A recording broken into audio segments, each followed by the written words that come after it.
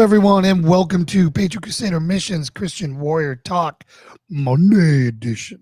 Hello, hello, hello. Happy 4th of July. Monday. Hope you had a Happy wonderful Independence Day Recovery Day. Yeah, Recovery, Observance Day, whatever you want to call it.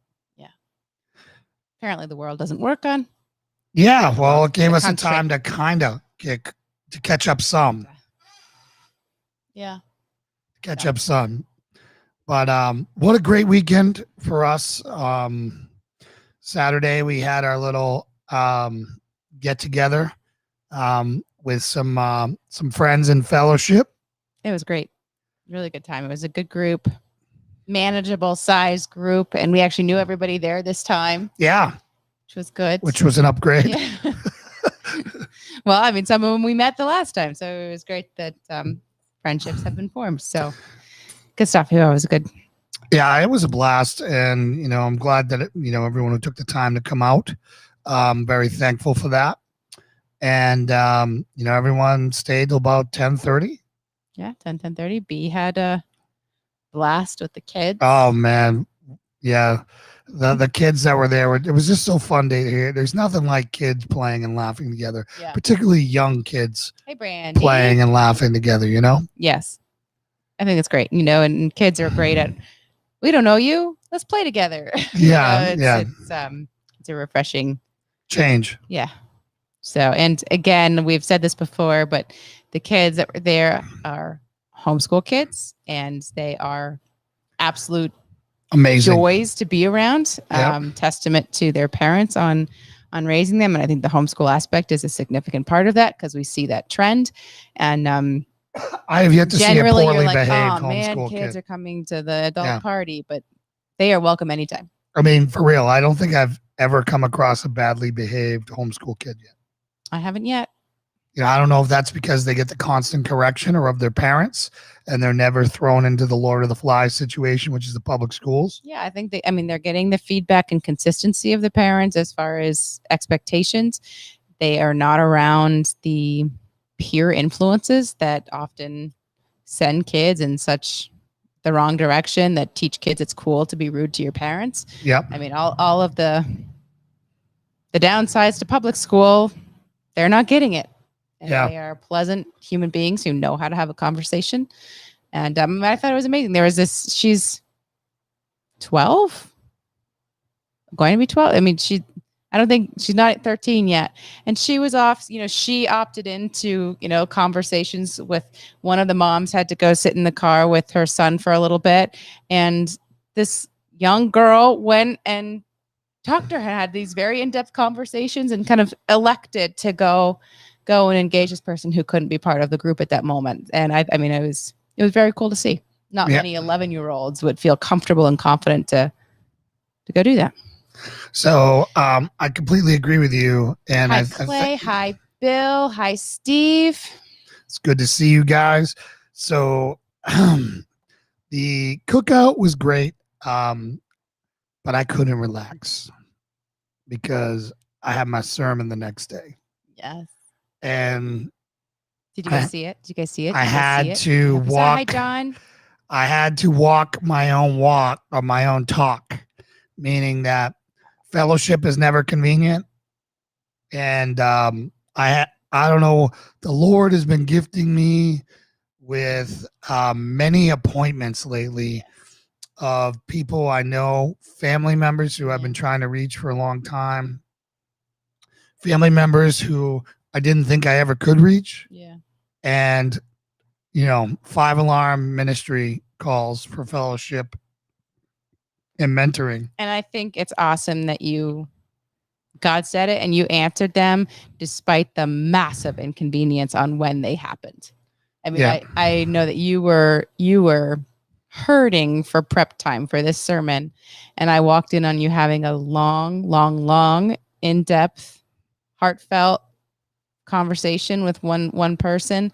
And I know that's not what you expected to be doing with that time, but you committed to it. And I think, God saw that. And I think that he is repaying you for that effort. Yeah. And I think, I feel like or I believe that the Lord is testing me in those moments where, I'm going to trust you with this person. Mm-hmm. Are you going to rise to the occasion, or are you not going to answer the phone? Oh, and I just saw you didn't change the title. We're Oh still man. labeled the Hope Report. We are not the Hope Report. Let's see if I can fix it. I'm not sure it'll update if people have it open. We'll see. I don't know. But We'll I see. am popping the YouTube link over to Facebook. Facebook. Whoa. So, anyways, drop in chat right now. We want to know if you guys watched the sermon. I know that he sent the link to a lot of people. Some people were able to catch it live, which was awesome. But let us know if you saw it and what you thought. I think he did great. I think I learned stuff, certainly kind of digging back in history to the founding fathers and their faith and all the letters that they wrote, and just how those convictions and miracles really played a role in our country existing. So I thought you did a beautiful job on that, and tying it into kind of actionable things and inspiration for the people listening. Well, I appreciate that, and one of the things that matters me the most is, what does my best friend, soulmate, better half think of what I'm doing. So, I want to make you proud, and ultimately my Heavenly Father proud, and of course, Ken and Paul, and everybody who's played a role in my thing. So it was good to see the happiness in your eyes of what I did. You put this one up here yet? All right. Well, let's start here, because this is a good comment. How good the homeschool kids act and how much they have learned all depends on how much the time and dedication the parents invest in them, and the parents must hold them to high standards. Yes, totally agree. This one, Bill, Pastor Jay, your sermon and topic were great. Had to watch it twice. You are blessed and a natural. Thanks, agree Bill. 100 times over. Thanks, Bill. I really appreciate that.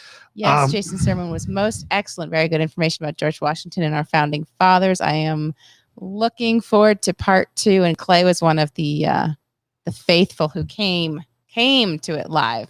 Yeah, this is also Lord of the Flies edition of Christian Warrior Talk.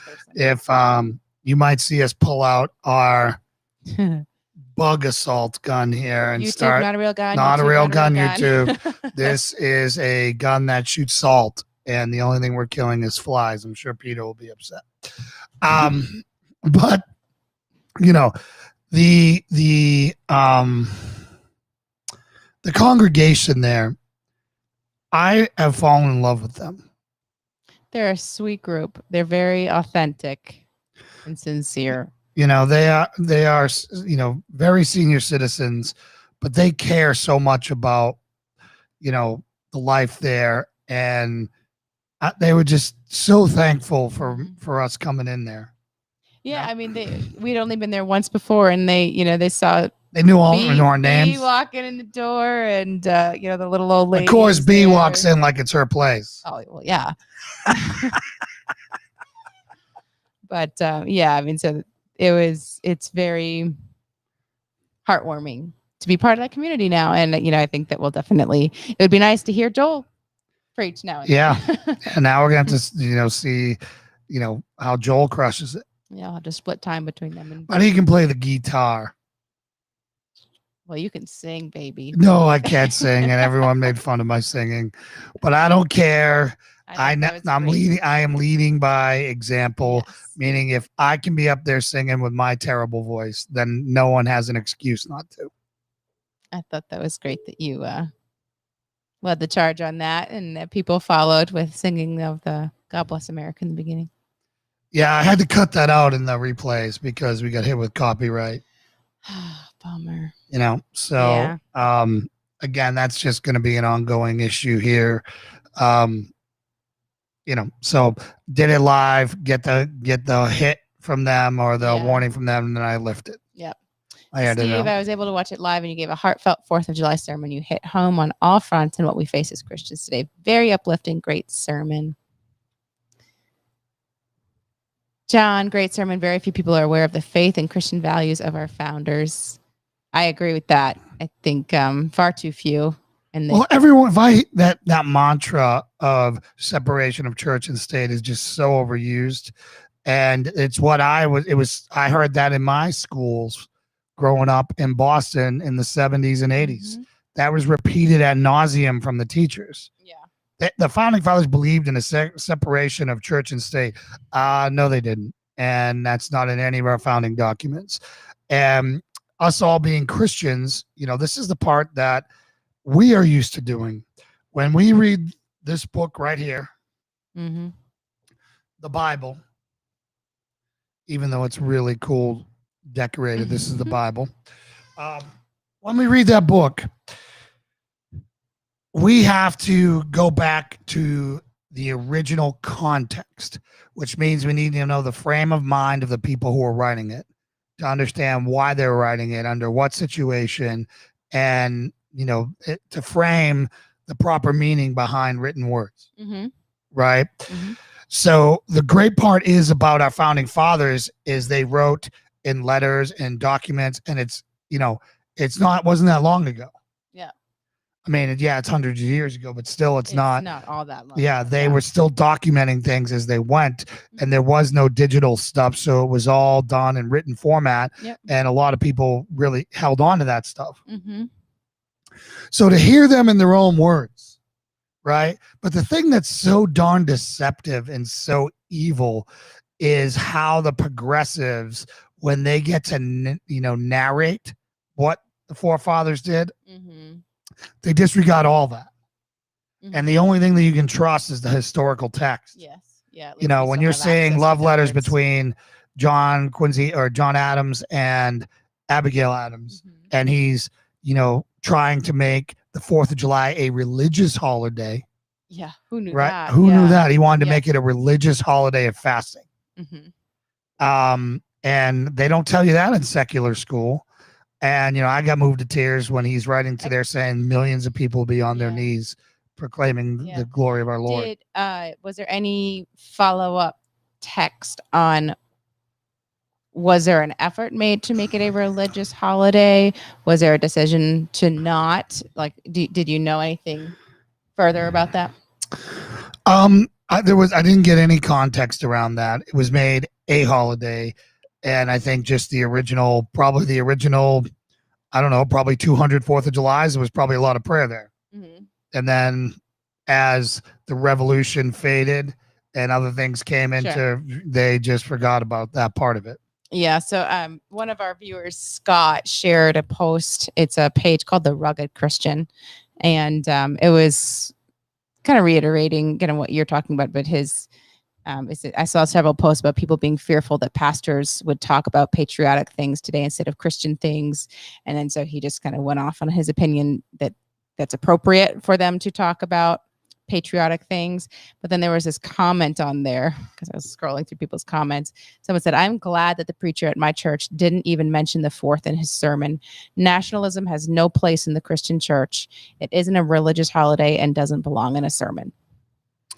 And then the page author said, "Be thankful for those 1776 pastors who didn't agree, because they helped your pastor have the right to choose to not say anything about it today." But just, it's interesting that even Christians, well, again, have such a disagreement on what's appropriate or not. The stats that I provided show that a vast majority of churchianity is lost and doesn't live a biblical lifestyle. Yeah. They're Christians and they live with their boyfriend. They're Catholics and they don't even believe the Bible. 1% of Catholics live a biblical lifestyle. That's crazy.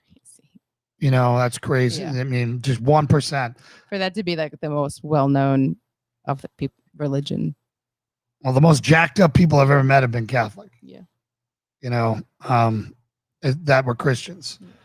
All right. So we have some things here. So Jay, do you have you ever had survivor's guilt? I never did, for I believe that our names are written in the book. How and when you will die. Any thoughts? Yeah, I don't. But I can understand why some guys might, depending on their actions in a moment, those types of things. Usually there's the guilt is because they felt like they could have done something better, or they could have made a difference because maybe they made a catastrophic mistake. Who knows, right? Yeah, I mean, there's a lot of different things that go into that, and a lot of it depends on the situation. So, or when like an entire platoon gets blown up and one person survives or something, and they just don't know why. Yeah, why did they get saved? But so no, I don't, Bill. I don't know if you were looking for more of an in-depth answer there. And I don't believe that we should. Do you think that his part of, I believe that our names are written in the book, how and when you will die, as far as that's how he reconciles with it. So it was. Yeah. I mean, and that kind of, not to talk about paganism, the book of life, is in there. And, Ken can elaborate on that. I don't have the knowledge at this point to elaborate on the book of life, who, what, when, where is in there. But the Vikings believed, that's why they were so fearless. Yeah. They were such fearless warriors, because they believed the day and the date and the moment of your death was written a long time ago. And whether you were lying in your bed doing nothing, or out there on the battlefield in the thick of, combat, you weren't going to add 1 second to your life. So you had to choose, live the most glorious life you possibly could. Because it didn't matter what you did. You were going to die when you were going to die. Right. Which, I mean, that's their belief system. I think as Christians, I think. Do not test your Lord. That's straight from Jesus. When the devil tells them to jump out and angels will catch him. Yeah. Well, I mean, I think that, yes, clearly, I think that your actions, you can somewhat determine when and how you'll die. Obviously, there's factors out of your control, but you can certainly influence dying faster if you want to. But I think that you can at least go into situations with the confidence of where you are going if you die. I think that's the Christian aspect of it. Well, and I got into a debate today with a friend of mine. You guys know him from the show. He's been on the show co-hosting with me and has been a guest before, but Mike Ferrugio. And he loved my sermon. Today he was out there and he found like a 90-second clip of some pastor, I didn't know who he was, and Mike agreed with him that Deuteronomy 24 or 28 doesn't apply today because we're in a new covenant. And I agree with that to a point, but then I disagree with it on the other part. So individually, I don't think it does, right? We have a new covenant with Jesus. And if we believe in him and turn from sin and confess our sin, turn from sin, then we're good to go, right? But I think George Washington, when he put his hand on Deuteronomy 28, and as our elected representative, chosen by the people, right? So again, chosen by the people, so unanimously, right? Unanimously chosen by the people.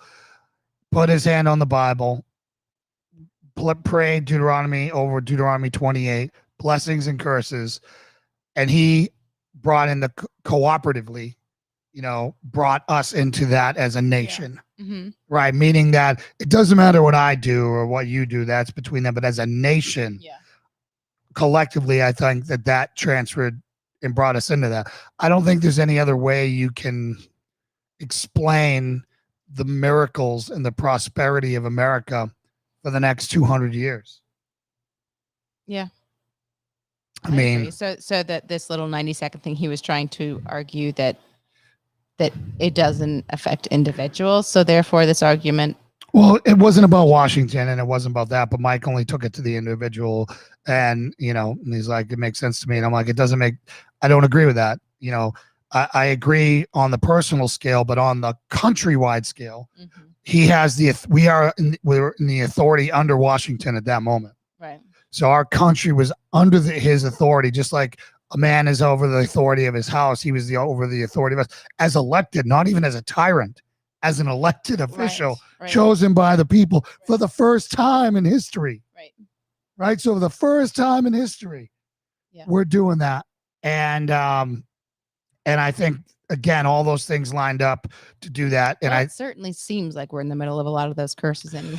Well, there's a few of them I want to talk about right now. I didn't get to go into them because I was going to run out of time. But the curse of madness, if you had told anyone, I don't know, in the past 6,000-7,000 years that we wouldn't be able to tell the difference between a boy and a girl, with all of our science now, right? With all of our science and all of our smarts, we can't do what they could do with the first penis boy, vagina girl. Cut it off and you're a girl magically. Yeah. It's just confounding. Yeah. And that's just one of them, right? I mean, there was no other way to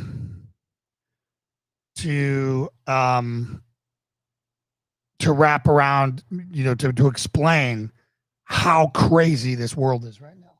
I mean, the left is so insane. And the Christians are so insane that they think they can vote for the murder of babies and they're going to heaven. Like, you're insane. Yeah, well, and I think, and you guys brought this saying up during the interview today on the Hope Report, the kind of the new favorite thing to say of this is my truth. Yeah. Just the complete dilution of fact and the fact that facts mean one thing and everything else is not true. But now we have my truth and that's your truth. And I think that in itself is madness and lends to all the other madness. Yeah. So here in Deuteronomy 28:28, the Lord will strike you with madness and blindness and confusion of mind. All right. I can't think of a better thing to describe where the heck we are right now. There's a lot of confusion of mind. Right. And the next thing comes the confusion. We no longer trust anything our government says. We don't trust our elections. We don't trust our health experts. We don't trust what they say. We don't trust our media. The American media is the least trusted media in the world today. Yep. And and we have foreign media making fun of our media. Yeah. And I think that with the fact when you can't trust anything, it's sowing confusion, right? Yeah. Absolutely confusion. Yeah. And it's sowing blindness in the fact that people can't even tell who their friend is and who their foes are. They're just walking through this world clinging to D's and R's, Democrats and Republicans, and which is really irrelevant at this point. It's really godly versus the ungodly at this point. Yeah, that's definitely the better distinction. And because it's a lot smaller people who are in that category than all of the R's. Yeah, and the gate is narrow. You hear me say that all the time. And I fear for some of my friends who think they really don't have to do anything, that they think they can just keep on sinning, never turn from sin, pray it away like Jesus is an insurance policy, and they and pretend to be Christians. Yeah. I call them they love the Santa Claus Jesus. Yeah. So Clay says, quote, "Men fight for liberty and win it with hard knocks. Their children brought up easy, let it slip away again, poor fools. And their grandchildren are once more slaves." Yep. Lawrence. Yes. Yep. So true. And then the last one that I didn't get to talk about during the sermon was your children will be enslaved. How many of our children are enslaved to drugs right now? Completely lost. They'll be taken from you. Drugs. That's what the Lord says. He says a bunch of different things in there, but I mean, I think it's a good point that people think enslaved in a literal sense, but I think that all of the other afflictions and addictions of the world and our culture right now are enslavement as well. Well, and I think we're at the beginning of this. I think it's going to get worse, and the enslavement won't get worse, right? We'll be conquered by it'll be foreigners and all those, yeah. And the thing is this was really prophetic, because this is Deuteronomy 28, chapter 28, and Israel goes through all these things, and there are what I say. There's 68 total. The first 15 are blessings, and the rest are curses. Yeah. And every one of them happened to Israel, including eating their own children. Yeah, it's a scary thought. It's a scary time to have little ones because they're going to have the longest time to have to deal with this. Yeah, and that's why we can either be cowards and do nothing, or we can say no further and make a stand. Mm-hmm. You know, and for the YouTube censors that are watching this, I'm not talking about physical violence. I'm talking about discipling. Yes. And turning people into strong Christians who know their conviction, who can then in turn make more disciples and more disciples and more disciples. Remember, we don't have to turn the whole country to God. That would be great. We just need to be the 10 in Sodom and Gomorrah. Yeah. Just the 10. And we have been that 10. But as we get down to the 1% of Catholics who actually live the Bible, and I don't want to misplace it, but I think evangelicals were only like 18%. I don't recall the number, but it was low, yeah. And they were way higher than everyone else. I had to get up in front of a congregation and tell them that homosexuality was a sin. Now everyone in that church believed it, but it was obvious by the stats that I put out in my sermon that was not the case. Evangelicals were luckily, or thank God, were the lowest number in favor for it.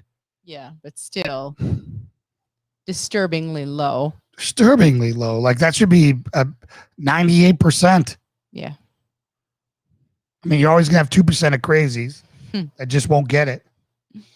Let's just say 20% of crazies aren't gonna get it. Because it wasn't even over 50, was it? It was like 40 something. Which one was this? You were talking about the gay marriage and gay marriage for evangelicals was 30, like in the 30s. Hold on, I'll pull it up. Not even close. No, it was only 30 something of them approved of it. It was how many of you approved? Okay. So when you pull up the stats, there we go. It was the abortion one. There we go. According to the American Values Survey conducted in October 2020, percentage of people who support gay marriage, 79% of mainline Protestants, 78 Hispanic Roman Catholics, 68 Hispanic Protestants, 67 white Catholics, 57 black Protestants, 56 other Christian denominations, 34% white evangelicals. And then here is percentage of Christians who believe abortion should be illegal in all or most cases.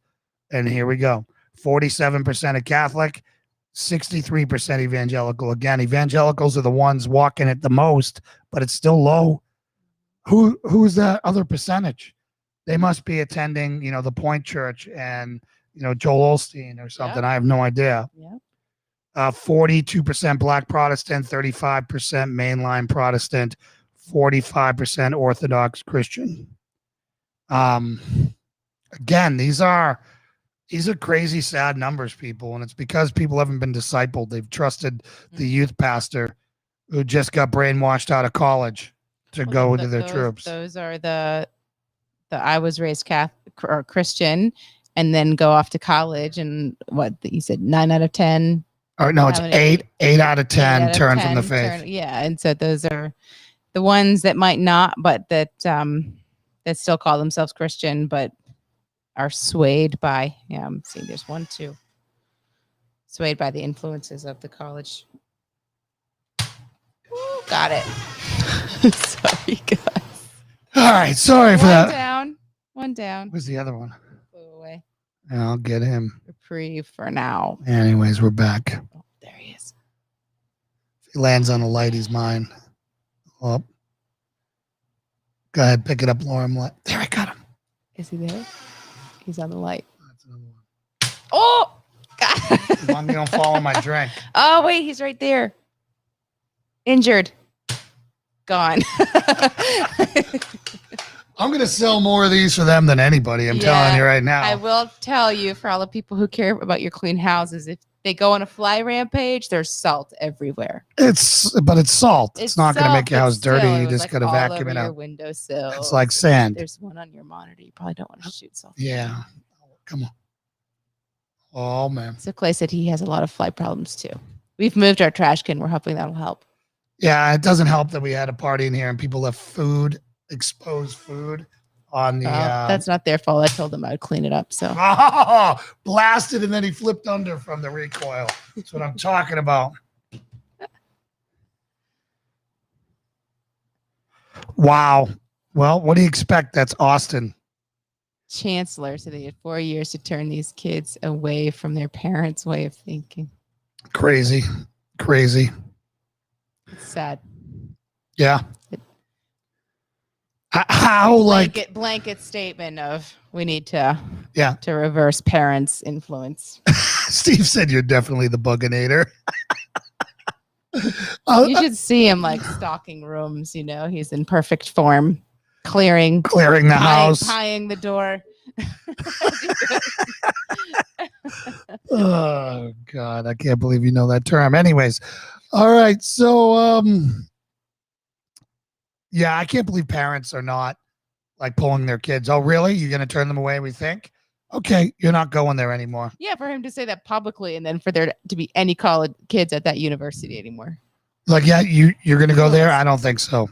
Clueless. I mean, unfortunately, Austin is like the only pretty place in all of Texas. The rest of it is Mars. Again, let's talk about some breaking news. Our friend of the program, Alan West, just declared for governor. And I don't know why. Why? I assumed Abbott was doing a good job. So Tucker, because it's the holiday, they just did some like replay of his extra show. And one of them was an interview with one of the mayors of one of the border towns. And he said that Abbott could fix it tomorrow.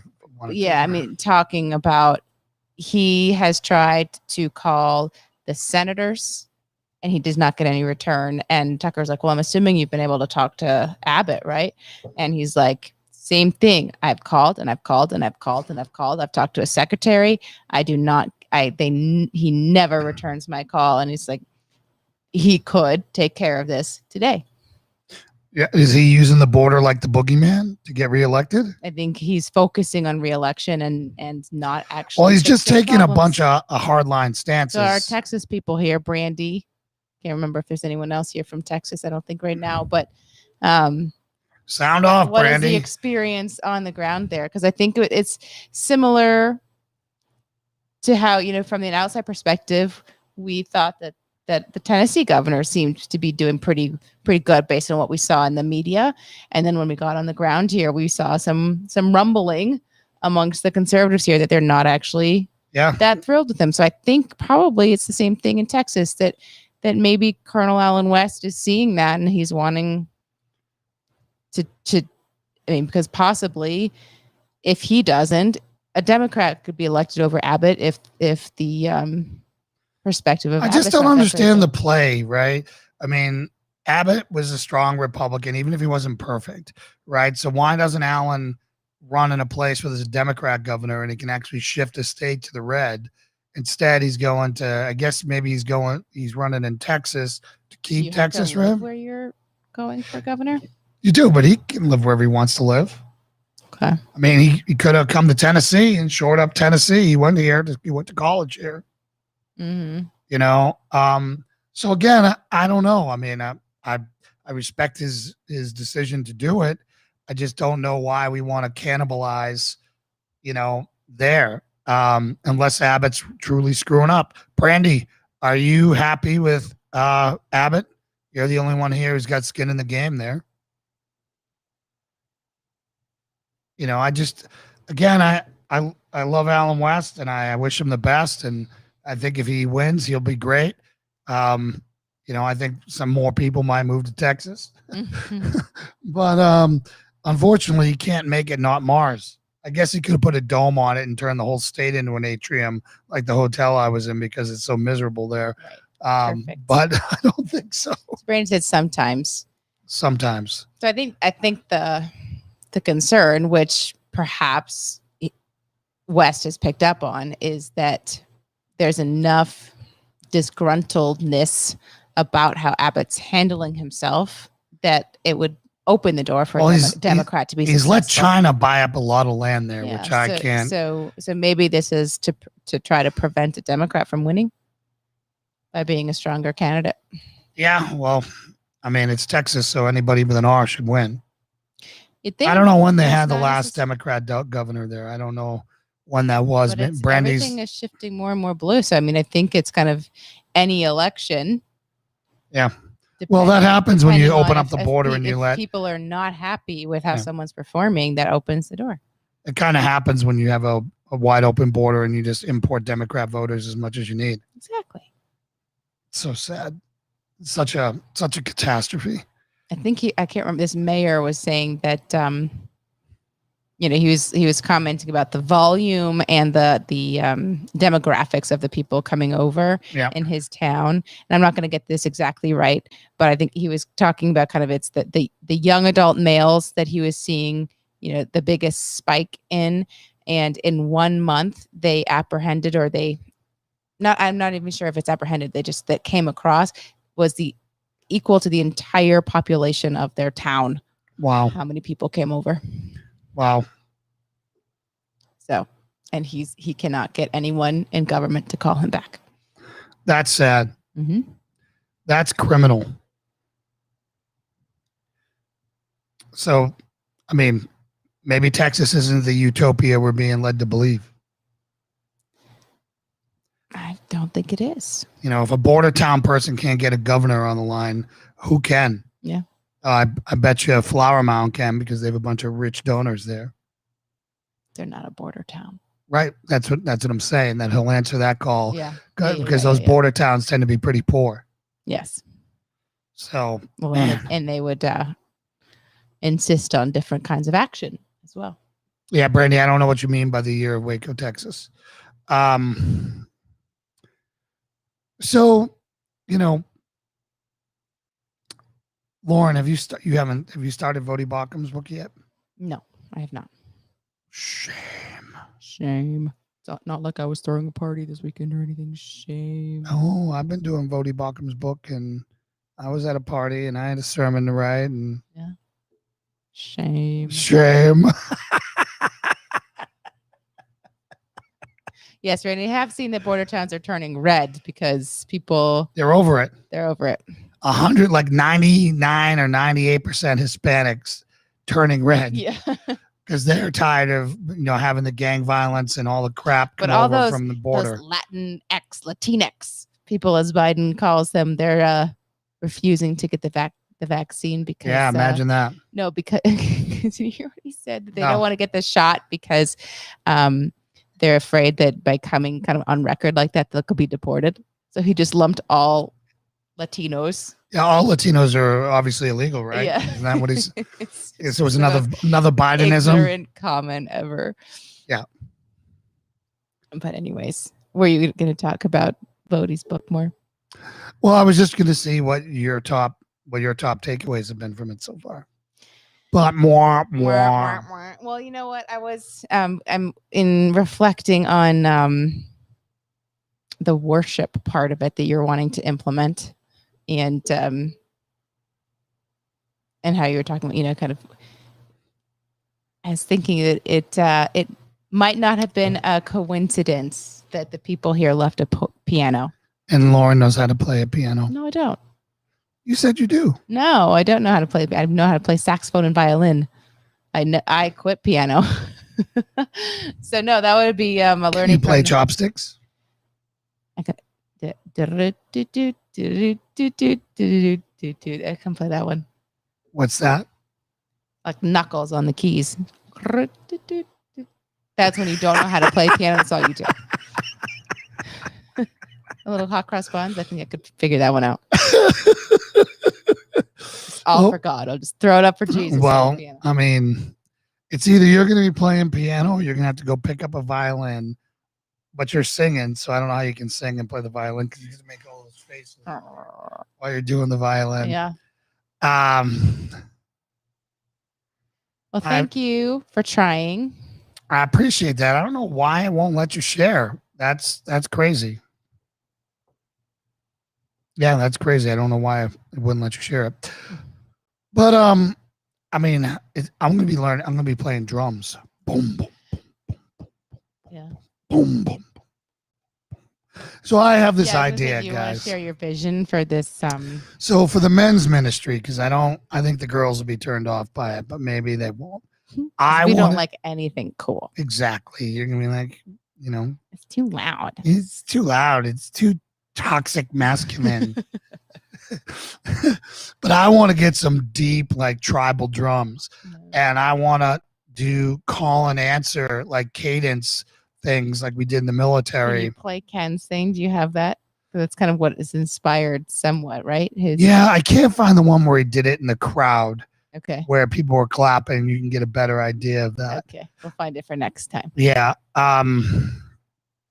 So, anyways, I want to have these big, like tribal drums that we can sit there and beat on them, and that just gets you going. Mm-hmm. And between that and then calling out, praising God, and call and answer, so whether I, will ask a question and they'll shout Jesus, and then I'll ask another question and they'll shout Jesus, and the answer will always be Jesus or something like that, right?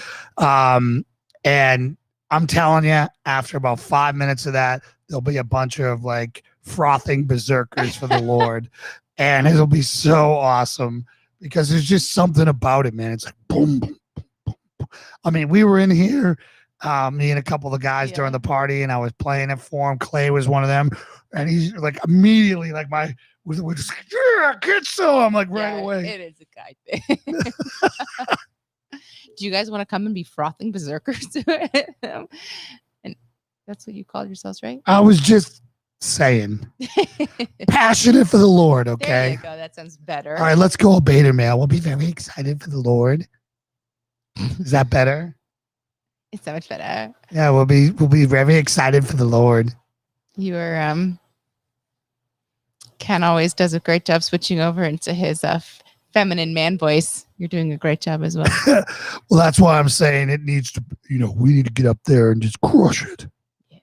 Boom, boom, boom, boom, boom, boom, boom, boom, boom, boom. It'll be so awesome. Outside. So outside in the built-in. Jay, you have an amphitheater. See, Clay, thunder drums, exactly. Boom, boom, boom. So boom. Now now you're trying to source some. Yeah, I was looking on today. So there's a couple versions. The ones I think sound the best are actually Native American ones. Mm-hmm. They sound really good. The next there's some deep African drums that sound great. Mm-hmm. There's also some great Viking drums out there, and then there's these giant drums from Japan that are just too big. They're like 10 feet across. Where are you able to find these drums of choice? Well, if it's like ones out of animal hides and all that, I'm finding them on Etsy. Okay. And then you can also find them in music shops. All right. Clay.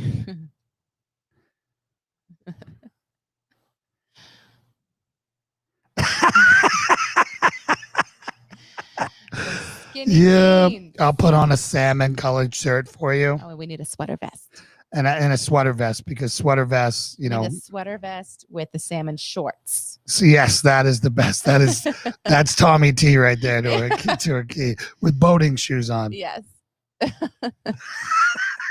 We love you, Tommy T. Not that you ever watch. Yeah, you don't ever watch Tommy T, so we're gonna make fun of you every episode until you finally be like, "Hey, man, you've been making fun of me." So again, for those of you who don't know, I know you might be partied out. We've had a lot of parties here, but our last party for a while is this Saturday, which is we're celebrating my birthday this Saturday. And Mr. John Farray. And Mr. John. Yeah. No smoke machine, a mirror ball, dude. It's going to be, man. Yeah, we're not going to like disco this up. You're just showing yourself there. It's just going to be manly because it's a man's ministry. Is that what gymnasts do, Clay? Oh, oh, Laura, just cut him. She's got some payback. I don't know what you're talking about. Yeah, that was a sincere question. I guess I know what I'm. We might have to throw you overboard, bro. If you come, if you're wearing that when you I think you should we show up at the boat. Show up with that just cuts. Oh man! And so then is the cross painting happening? Because Steve's coming up, or what's the deal? Yeah, Steve. I mean, what's going on? Are we painting the cross on the 10th as well, which is Saturday, day of the party? You guys just gonna lean a big old ladder up there? And I have a ladder. But is that what you're just gonna get rollers and lean a ladder up? Ask Steve. Steve's here. Steve, did you leave? Steve, come back, Steve. Has it been curing long enough? Yeah. Okay. It's been dry. Okay. Yeah. So it's ready. It's ready for its sparkling shiny. Yeah, shiny coat of paint. Yes, we will be painting. All right, we will be painting. Next step, you need to get your lights going too. Yeah, I'll get those ordered tomorrow. And actually, they might have some at Home Depot or Lowe's. You don't need to wait to paint it to have lights on it. Clay said, "Ow." Well, she's got another arrow in her quiver. Do I? Yeah. The one you gave me. Yeah. I mean, you do look pretty tall in that chair, Lauren. It has to be authentic in the moment.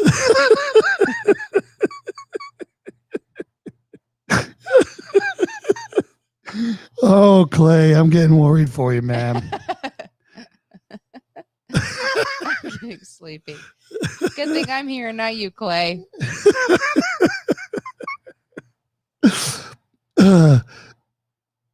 That cross is gonna be so bright. Right. You make it a call from NASA. That's what I'm talking about, brother.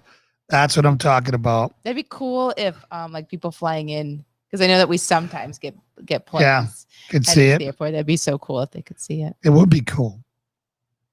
And while with the lights, they'd definitely be able to see it when it's if they're in the right angle. That'll be the lights. Yeah, just like that. I think it's going to be great. So again, if you guys want to come, it's what time, Lauren?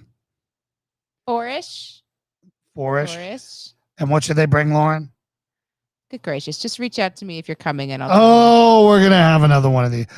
Am I going to have to create a group? Okay, I'll create a group. Can you please create a group? I'll create a Jason Birthday Bash group. Thank you. Yes. Just makes it a lot easier that way. Yes. Would you agree? Yes. I'm in trouble, guys. You're not in trouble. All right. So a couple things I want to roll my sleeves and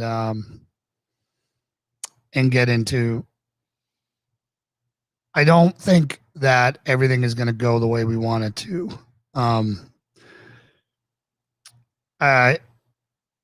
After being exposed to all the, not all, but some of the data and some of the information and some of the other things, I don't think Trump is going to be put back in office. Yeah. I don't think a lot of that stuff is going to happen. It's only going to happen if God wants to, and I don't know if he's hit his knees nearly enough. You're talking about Trump specifically, but I think even something that shows anything about the election that would benefit Republicans or Christians or anything like that, do you think anything in that front would happen with or without Trump? Or I think as a nation we haven't done enough. I think that the evidence would have to be videotape with sound that could be proven, something absolutely terrible that would make people emotional for them to have the willpower to do what's right. Mm-hmm. Some data collecting thing that is confusing to most people and easily denied by other people, even if it's true. I don't think anyone's going to take it up. And I don't think any future politician, I think every future politician right now is getting a pass if they just shut up. Yeah. Well, I mean, when you were talking before about what the plan was in this like symposium with hackers and things like that, I think that he would have a hard time getting politicians and media to even come, because that would be acknowledging that there is some potential of it being true. And so many of them have been told, sit down, shut up. It's not that they're told, they're complicit in it. So if you're all Yeah, the news media agencies who helped get Biden elected, why would you cover your own ruin? Mm-hmm. Right? Because what's going to happen? Well, but even the people who you would think or hope would be willing to go, some Republicans in government, some Republican news media, they're the ones who've been told sit down, shut up in a lot of cases. I mean, we all know how Fox, that's why everyone tried to leave Fox, as viewers, is because they were not willing to engage with that storyline. Yeah, well, except for Tucker. And Tucker, I think, is the only one who even explored it a little. And I don't know, maybe Tucker didn't cover it because there's not there. He came out and said, Tucker on the record saying that the election was stolen because of election interference with Google, meaning that the Google algorithms in themselves and the suppression of that, that's a as well as right. But it's an interference in our own election by a private company. Yes. And then with Facebook and with Twitter and the Hunter Biden story and all these other things are legitimate reasons for how the election was. Yeah, that's different than these votes were thrown out or or not counted or votes added. That is, we are manipulating people's opinions to get them to vote how we want. Well, I think we're gonna again, and I think we're gonna see that there's going to be more votes than voters in some of these places, and there's going to be inconsistencies, but they've been burning their evidence now and covering their tracks with full control, governmental control. Oh, yeah. Right? Yeah. So they've had all the government control. They've had the FBI, the CIA, all the intelligence agencies, all the black ops things, everything they possibly could ever want to do with no account oversight to cover up whatever they want. And I just don't think the world is going, the deep state is going to allow it to happen. I agree. And I hope I'm wrong. I hope I'm wrong. It's just, I think we're going to have to do this the old fashioned way. I don't think it's going to flip. Night, Brandy. Good night, Brandy. I don't think one person is going to flip this. I think we're going to have to do this the hard way. And the hard way is winning hearts and minds and turning back to the Lord. Mm-hmm. And then the Lord will do what the Lord will do. We'll have our Rosa Parks moment. Mm-hmm. Where it won't be someone powerful. It won't be Alan West riding in on a horse or Dan Crenshaw or Donald Trump or any of those other people riding in on a horse. It's going to be some nobody in the middle of nowhere that causes this to flip. That's how God works. Yeah.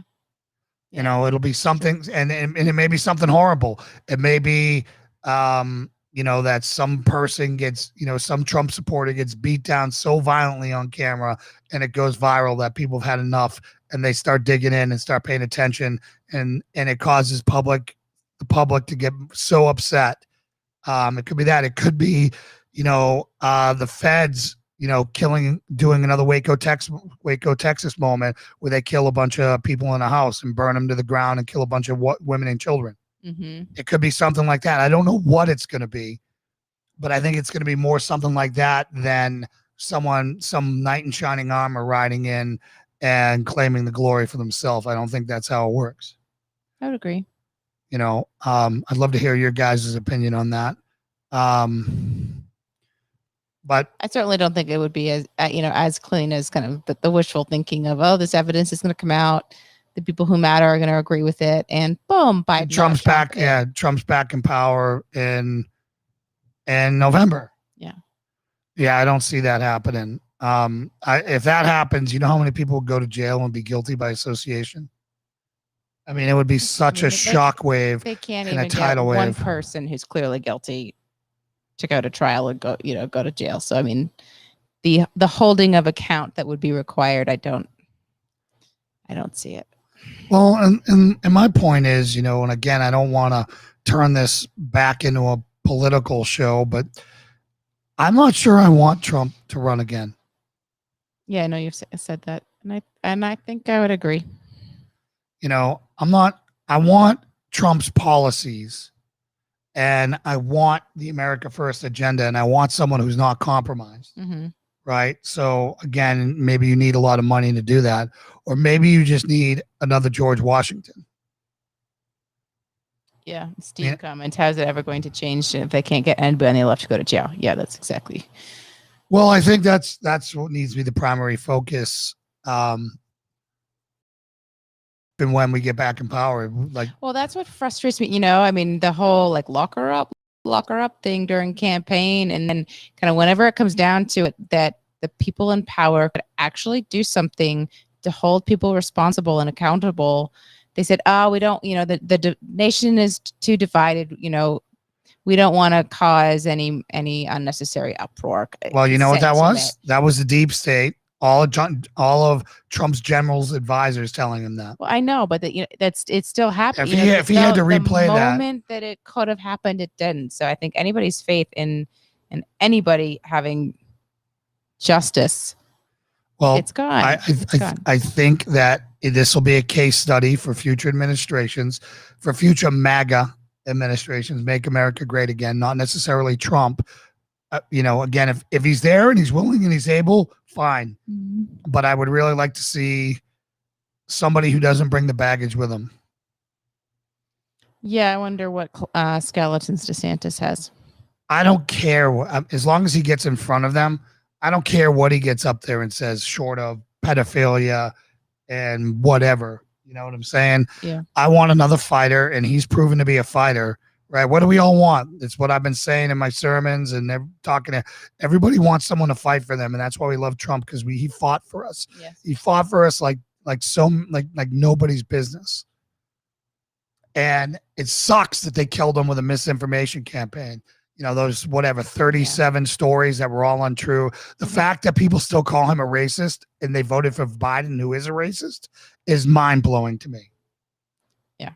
Like, how dumb do you have to be to believe that? Trump versus Biden. Biden has said racist comments his entire career. He called them super predators. Yeah. He actually said racist things versus just the media spinning to pretend like things are racist.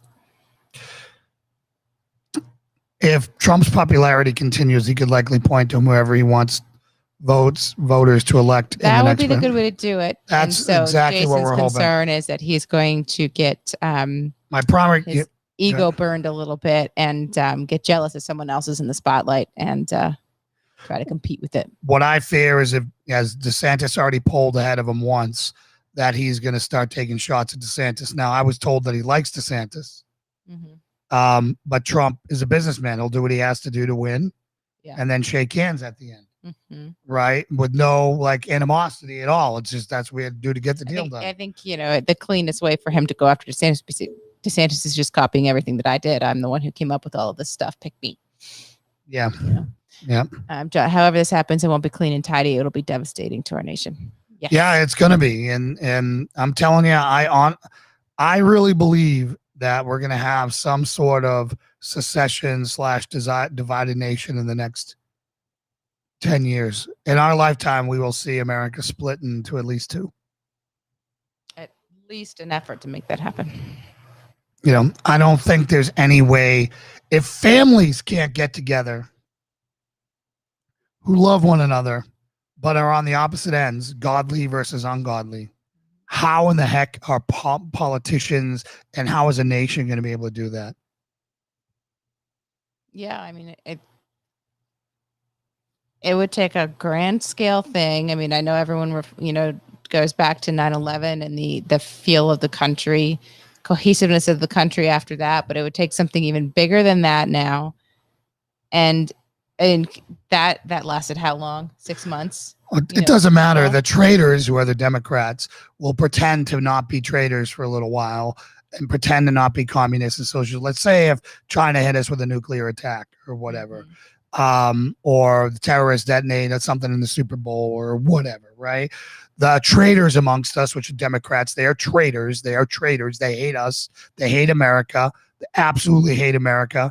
They hate capitalism. They hate our founding fathers. They hate everything we stand for. And they want to turn us into Sodom and Gomorrah, and I'm not for it. And so they'll pretend it. And even then, I don't think the right is going to let them come back like that. I'll be lobbying that they won't. They can't come back unless you repent, turn to God. Then yes, yes, because everyone's redeemable at that point. But anything short of that, no way. It's a So I said, just like Bill Cosby's case took 3 years before it was ultimately decided, it could take a while before this election business is ultimately decided. By then, we're on to the next election, right? I mean, they're campaigning for 2022 already, right? Yeah, I'm sure it'll be one of those things that, if it's looking more and more like if this stuff does move through the courts and it's ultimately decided in several years, it's magically going to happen right after the next election of influence or consequence. I mean, how would that work if, 2 months left into this, the Supreme Court rules that this administration shouldn't be in there. They put Trump in with 2 months. Does he get like 4 years and 2 months then? Like, how does that even work? How do you not dissolve the Democrat Party at that moment and say you guys are the enemies of the state? You have to sit Get out. of here. You have to yeah, sit you're out no already. longer a recognized party in here for crimes against the country. It's uncharted territories and a place that I doubt we'll get to. No, I honestly think that we might start seeing a dissolving of the union. Yeah. And I think now with nuclear weapons, unless the Democrats administration gets smart and they start pulling nukes out of Republican states, which they can do. If they start doing that, then there is a way for them to force people to stay. But as long as nukes are in Republican states, they can totally secede. And what are they going to do? Yeah. We shall see. We shall see. Are Americans going to fire on Americans because they just want freedom? Or are the Dems just going to kind of play what they're playing right now, which is they're going to play to their base and they're going to make it hell in Massachusetts, in California, and Oregon, and they'll talk about those crazy red states, and they'll get to do that, and they'll do whatever, and we'll just continue. They'll just continue to vilify us, so they keep doing that, but not overstepping into that because that is the end of the world. My guess is that's more the way it would go, but. That's the equilibrium I see kind of happening until they can displace enough. Like I'm starting to see states that are going to have like border checkpoints. You're seeing that? That's how it would be. That's what you envision. Yeah. Yeah. Because look what Tennessee's doing. Tennessee has to check every plane and bus coming in here now to make sure the feds aren't sneaking illegals into Tennessee to try to flip Tennessee. Yes. We need something to happen so that Americans will once again have some faith that their vote will actually count. No one trusts anything anymore, and I don't either. Yeah. I don't trust any lettered agencies anymore. I used to think they were the good guys, and now I don't. That makes me so sad. Certainly not the good guys. Yeah. I mean, do I think there are good guys in them? Yes, I think they're in there. New comment from Nick. We don't need any more pastors like Brian Broderson. It's a call to arms, brother. I don't know who Brian Broderson is. So where is he out of? And what's his message specifically? Obviously, it's. And welcome to the show, Nick. So the only way I see this unfolding in multiple different ways. I see us most likely nobody doing anything. A bunch of us talking about it and trying and shoring up the lines in our red states, and everyone who's in a blue state, you're screwed. Mm-hmm. I see them getting rid of the filibuster. It's Calvary Coast. Oh yeah, man. That's the guy who totally betrayed everything that Calvary did. Okay. Everything that Calvary stood for, he's basically betrayed. Thanks for bringing that back, Nick. Sorry, that I recognize that Costa Mesa, not the name. I apologize. The other thing I see is them undoing the filibuster, and my hope would be that several million armed patriots would march on DC or march to the closest red state border there where they know they're not going to be called terrorists for the rest of their lives and do something there. I don't know what a couple million won't be enough. It would have to be like 10 million people to do that, and even then, those 10 million would then be on every watch list in the world forever, which I guess who cares? You telling me that we're not? We're telling we're not. I mean, our phone's been tapped by the FBI. We've already caught them in that. Mm-hmm. It's very obvious when your phone's tapped, guys. It sounds like garbage. You hear all these different noises. It goes from crystal clear all the time to weird things happening on the front and back end of your calls. Yeah. And that was all around the Brian Moles incident. Yeah, that was a strange time. And then that stopped, and then you thought that it started up again, didn't you? Yeah. Clay, states will have to preserve their rights. Then it'll be a battle between states' rights and state laws versus national mandates and national laws. Yeah, but that is all good and done, and you're correct in letting the Supreme Court decide that. But where the filibuster comes in, they can then pack the court, and then they can do whatever they want. They can get anything passed they want, and their kangaroo court, which will be, they'll add 5 more seats or whatever of all Democrats that are going to be sworn to vote all liberal policies in, and then the whole system breaks. Nothing can be trusted, and it might as well. If we don't secede, then the original American experiment is over. Mm-hmm. It's pretty darn close. Unless the conservative states revolt, and what I mean by revolt, break away. Mm-hmm. Which again, I think because of the weapons of mass destruction that has spread throughout this country, they can do it peacefully. I think that's the only security to that. That's why everybody wants a nuke, because it's mutually assured destruction. Yeah. Yep. Makes sense. So, again, that's just what my, limited intellect mind can come up with. Most likely, I think it's going to be kind of the worst, which is we're just going to sit in this mud. They're going to make us hate each other longer and longer and longer and longer, and build up this powder keg until a Rosa Parks moment happens for either side. Somebody on the right, like every day, the fact that there's not an active shooter or some pissed off vet right now is amazing to me. How can 20 or 22 of them a day kill themselves and them not snap at what they've done to our military? I just, it is a miracle by God himself that hasn't happened yet. It's different to take your own life versus taking others. Yeah. Well, I think I know there's a lot of hurting people out there, and, if someone's suicidal, they're homicidal. And, you think that's true? They're already committing one murder of their own. I know, but it's different to want to kill yourself. It depends on the motivation. If the motivation is depression and sadness, no. If the motivation is frustration, anger, and rage. Right. So, yes. I just wouldn't say that all suicidal people would be willing to take other people with them. No, I don't think most would do that, but they all have the potential to. That's what you're trained in law enforcement. If someone's willing to put a gun to their head and say they're going to kill, there's nothing that says they're not going to do that. Sure, yeah, that makes sense. Which you see that a lot now with they want to be killed by cops, so their surviving people can sue them. Mm-hmm. And that's the disgusting part. So I know that's some dark stuff, guys, but I want to drive home the point to you again that you need to get red, you need to move red, and the time was last year to do that. Now it's going to cost you because property in red states is going through the roof. Yep. Why is that? Because everybody who's smart is coming here. It's at least encouraging that there is a influx of people who are wanting to be something. It is overwhelming on like that Johnson City Group board. It is overwhelming conservatives flooding here now. Mm-hmm. It's people like, I'm in California. I'm not one of them. Yes. I'm coming from here. I'm not one of them. You still got the people who are chiming and being like, it's so racist here. Yeah, exactly. Which is so ridiculous. To each their own experience. Yeah.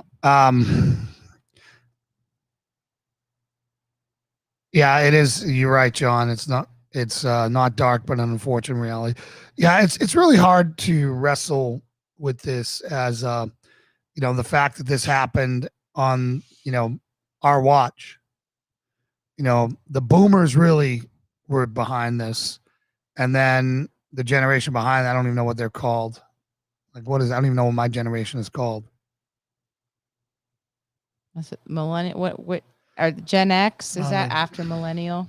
Gen Z? Am I a Gen X? Hold on, let me see here. Gen X. Gen X refers Americans before 1960 and the early 1980s. Okay, yeah. So I'm a Gen Xer. So Nice. the baby boomers and the Gen Xers and then my millennial I'm here. a millennial. Yeah.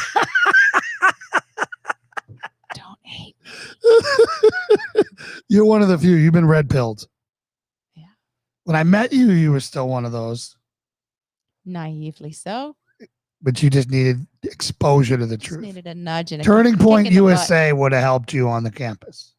You were Yes. reachable. Yeah, those kind of Prager videos. Yeah, all of those would have been. But you and Beth Marcus sharing Fox News clips. Megyn Kelly had one purpose. It was to get you saved. It was more than her, but I know that she shared hers. But yeah. That makes sense. I can't say that around anybody. Yeah, the queen of logic was like, oh my God, that's logical. Uh-oh. It's in Fox News. Then you go home, you sit around the table with your parents. How's the weather? Yep, weather's good. Weather's good. Is that a new pair of shoes? Dogs are good. How's the car running? It's got us nailed. It's got us nailed.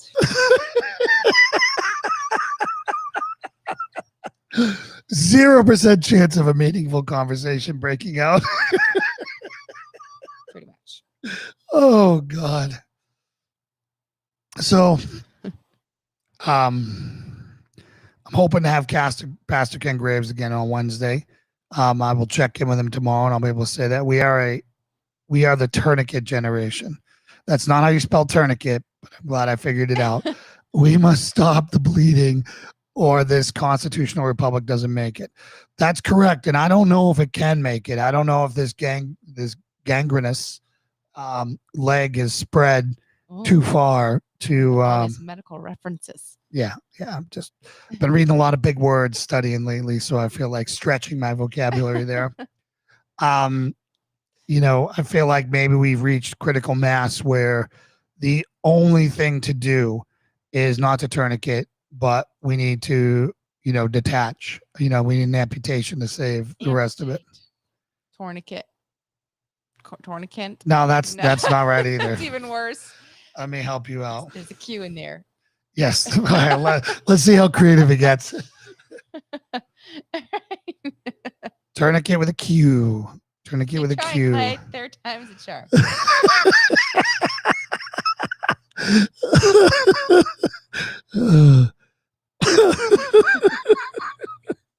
We love you, Clay. We love you, brother.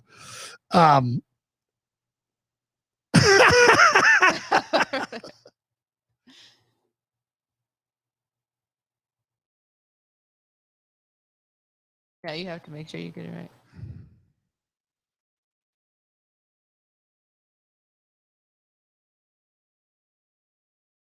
As we say, there's a U. Yep. There you go. Really close. Super close. Tornado kid. So we had Sogen down here. They're still down here. They're going to be here this weekend. And they came down here with like we did. We're going to be able to have millions of acres. Yeah. It's so cheap down there. Yeah, no, it's not anymore. 20 might work. 20 is like our limit. And then maybe it's 10. We just were blessed beyond belief with our 44 here, considering where it is. We were about to buy 5. We were about to buy 5. We were about to settle for 5 on the top of a mountain with a beautiful view, but 5. And now we can do some amazing things here. So, guys, time is short. Like, if you think housing prices are going to drop here, you're out of your mind. They got they did a drive-by on a property that was still showing as listed, and they go by before their agent does, just to kind of see if they like the area, if it's worth it. And so they were kind of lurking on the road a little bit, and some guy local, came by or was like, can I help you? Being kind of suspicious. And they're like, yeah, we're just looking at this property for sale. And he said, it's not for sale anymore. And they said, oh, well, it's still listed. He said, well, it's my property. I told my agent to take it down because he said that some out-of-stater wanted to look at it. So he took it off the market. And then he got really snitty with them. Yeah, because they were sitting there with their Boston accents and they were afraid it's a liberal movement. And they were like, well, that wasn't us. But then they're there with their Boston accents and their mask plates. Yeah. And so, yeah, it didn't go. It was not a very good interaction. But I thought it was just funny that he was willing he took his property off because he heard that some people from out of state might buy it. Yep. And that's the attitude here, people. I saw, like, I had somebody sound off on one of our posts. Yeah, we don't want you here. You know, we don't want you here. All you out-of-staters have ruined our Appalachian culture, you know, blah, blah, blah. And I had to say, I hate to break this to you, but the culture war is at your door. Mm-hmm. And you better want like-minded Christian conservatives here with you, helping, you know, who respect your culture, because the left don't. They're locusts. They will eat it all and they will chew you up and spit you out. Good night, Clay. Strength and honor, brother. Spelling bee champion. Spelling bee champion, Clay. Tornado Kit wins. Did I miss that? You miss. How did you miss a point blank? I must have tilted. You're a lucky fly. We're pulling your bug qual. Don't you dare break into our house, guys. I'm lethal with a gun.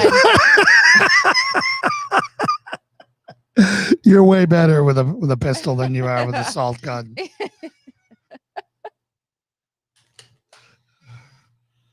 Oh man. All right, so Wednesday, count on Windblower McCoy and the power it holds. And the power it holds. Are you talking about the bug gun, Windblower? I'm not McCoy? Sure. And the power it holds, I'm not sure. But if you are talking about that, that's pretty funny. We'll see. His first thing was a shot at Lauren tonight. I'll give you some credit and say that it's not.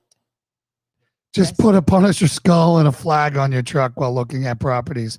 Pronounced Appalachian. Joel, Joel. Come on, bro. Appalachian. Sorry. Appalachian. What did I say? Yeah, Appalachian or something like that. That's the women in self-defense. Yeah. Lauren, all right, I got you. That is one of the, like, are you from this state or not? Do you pronounce that correctly? Yeah. Appalachian. And the Tennessee wave, which is 2 fingers. Someone was telling me the Tennessee wave, 2 fingers. Okay.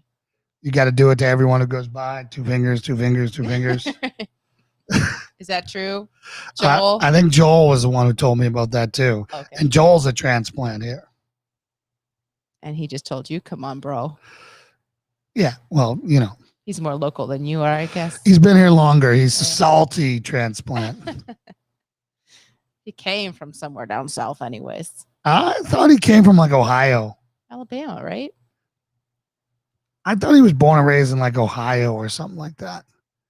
Ohio, Pennsylvania.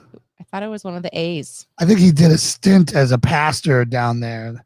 And hey, everyone, welcome to the show, Pastor Joel Kavanaugh. Yeah. He's the guy I work out with in the morning. Roots. All right, so he's claiming. Yeah, no, that means that somebody in his family was heritage. There. His mom, I think, was raised here. It's better than we got. Yeah. Well, what are you talking about? I fought for every one of these states. It means I can go to any one of them. You one-upper. Boom! There we go. So I'll put that card right here, and I'll raise you. So, all right. So Joel is the one who loaned Jason. He trusted his flock. He loaned us his flock, and they didn't boo me and throw me out. Thank you, Windblown McCoy. We're happy to have you here. Hey, we are so happy to have you here. Make sure you come back. Fridays are fun. Fridays is Strength and Honor Friday, and Wednesday it's supposed to be 11, but I'll check with Ken. Let me see if I can raise him right now. You gonna text him? We'll just post it after. Yeah. Okay. All We're right. talking about Joel's congregation. We were just saying, Joel, how much we love your congregation. We fell in love with them. They remembered your name, my name. They remembered Lauren's name. Remembered Baby B. just so warm and coming up and shaking my hand and thanking me for, you know. You got a phone. You got a number. I got a phone number of a guy who wants to talk to me because he loved my sermon so much. He said, we could talk for 6 months on what you just preached. Jay and Lauren, we've noticed that you're both acquiring a Southern accent. Maybe you could suggest to those wanting to move there from the northern states to take a Southern language course. Y'all. What? I mean, we were in Virginia for a pretty long time, so y'all became... I didn't realize how much my accent has softened until Jen and Scott. And then you think they sound funny. Yeah, now I'm just like, my eyes bulge out of my head when Jen talks. So funny. Jen is like, Jen has the most out of control Boston accent I have ever heard, because one, she's very vocal and very loud, which is every chick from Massachusetts, right? But her even more so, and she's so outgoing. It's just like I'm just like in shock. It's like an assault on your senses. It's so harsh. Oh, she had everybody cracking up around the fire. She wasn't intending to. It's like a Klingon warship just landed on our thing, and someone got out speaking Klingon, and you're just like, what are you saying? I can't remember what she said, but it was hilarious. She didn't even know. Yeah, I made fun of her for it. No, it wasn't even cause. It was something else. But Uber. Yeah, Uber. She was saying that she was saying Uber. Her agent, was saying that there wasn't much Uber around here. But it was like, maybe that's because it's called Uber, and she had no idea what you were saying. Well, like, what is UBA? UBA? Uber? What's Uber? Uber. Yes, we know what Uber. It was so funny. Uber. Jen, we love you. I don't think you're watching right now, but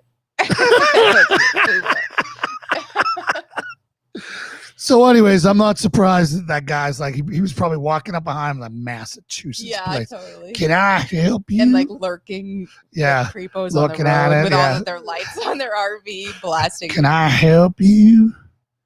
John is saying your accent softens. What? Dude. Yes. It has. You will tell the difference. Says the Jersey guy. Just saying. Well, it's on the power lines. You got it, man.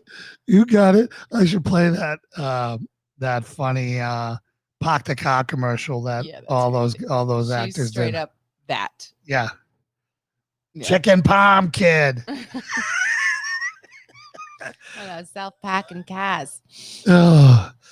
All right, everyone. I think we're going to end the pain for you guys, even though we keep growing and people observing, the more Boston we go.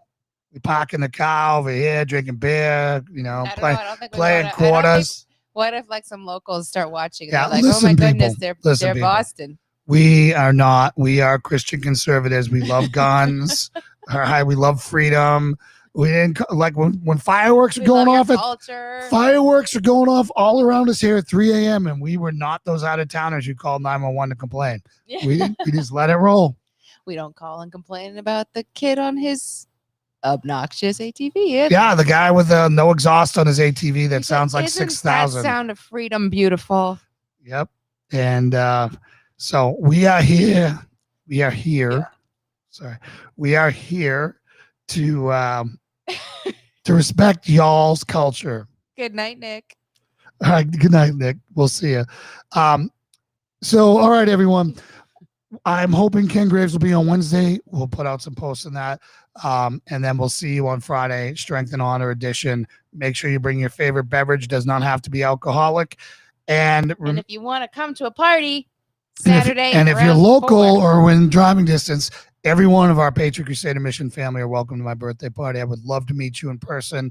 We invest in our audience. We invest in you guys. And I hope you guys know that. We have phone calls with every single, with not every single, but with a lot of our calls. Anybody who asks for a phone call gets a phone call, and we talk to them for as long as you want. They can call us anytime they need us. So that's part of the deal. I can't remember. Where are you from? I think you've been on before, but which state are you in? I hope you're here, man. Come here if you're not. You need to stop the Boston. All right, sorry. Adopt Southern. Come slower. Y'all need to come down here, all right? Let me channel my favorite. Clay's in bed now, so y'all need to come down here. Y'all. I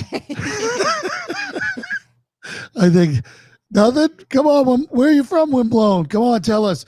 He's like, I'm your neighbor. I'm the guy on the bike. Claudia. Hey, Claudia, please just tell me that the ATV kid won't be out on Saturday. No promises. NorCal. I'm new here. Oh man, you're okay. God help you in North Cal, brother. God help you. You want to move? Yeah, you should be moving here. Move now before it's okay. Forest, but still influenced by you still live under those tyrannical laws. So I'm telling everyone out there, make you move before it's too late. Make you move before it's too late.